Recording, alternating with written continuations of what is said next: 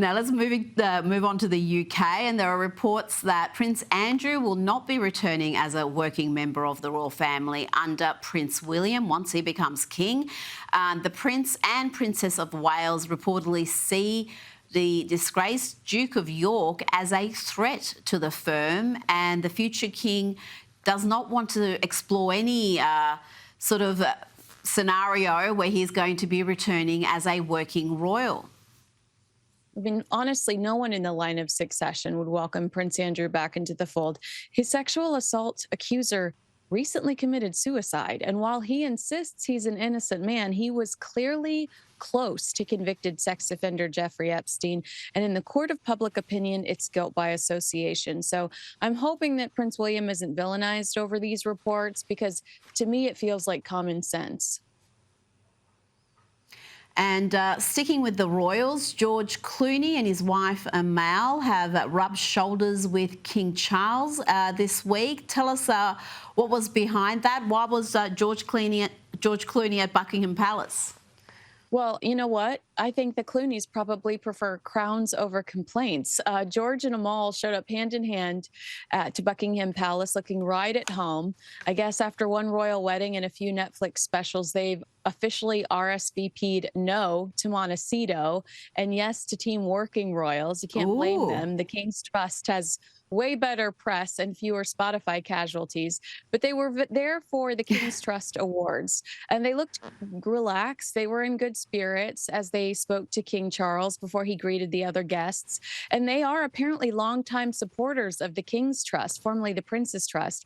And in 2019, Amal actually partnered with the organization to launch Amal Clooney's Women's Empowerment Award. So this actually surprises me so much. It's giving you a sense of how Hollywood has really turned their back on the Sussexes.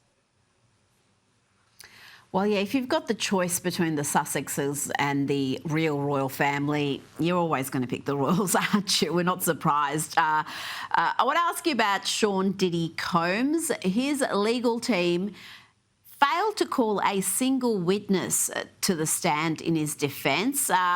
Why is that? Closing arguments are scheduled to begin Thursday, and I'm hearing more and more conjecture that the defence is very confident that he's going to get off on the most serious charges. Look, Diddy may not be the most sympathetic figure, and no jury wants to let somebody shady off the hook, but being unlikable isn't the same as being guilty of racketeering and sex trafficking. The government has thrown a lot at him, but when you look closely, it's fair to question whether all of it will actually stick. When it comes to the racketeering charge specifically, prosecutors appear to be on shaky ground. Some might argue that they overcharged him. I mean, I guess I could say now I do feel like they overcharged him, because they dropped several of the counts today because they wanted to simplify the jury's, the jury's instructions. And now they're trying. It did look like for a while that they were trying to make the facts fit the narrative versus the other way around. So I don't know. I do wonder. I'm at a loss. I don't know what's going to happen when it finally comes down to the jury taking this case and trying to determine what happens behind closed doors. But I do think when it comes to closing arguments, we're going to hear the defense double down on their original approach. Admit Diddy's not a saint, but remind the jury that being morally questionable isn't the same as being criminally liable. And before you go, Taylor Swift has surprised fans in Nashville as she took to the stage at Travis Kelce's charity concert to sing Shake It Off. Let's have a quick look.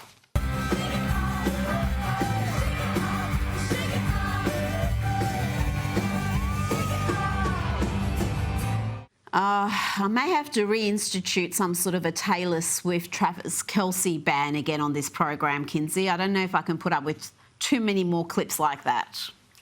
Look, we talked about prenups. All I have to say to Taylor Swift is, please, for the love of God, you know, athletes are notorious for burning through their money the second they no longer have work in the NFL.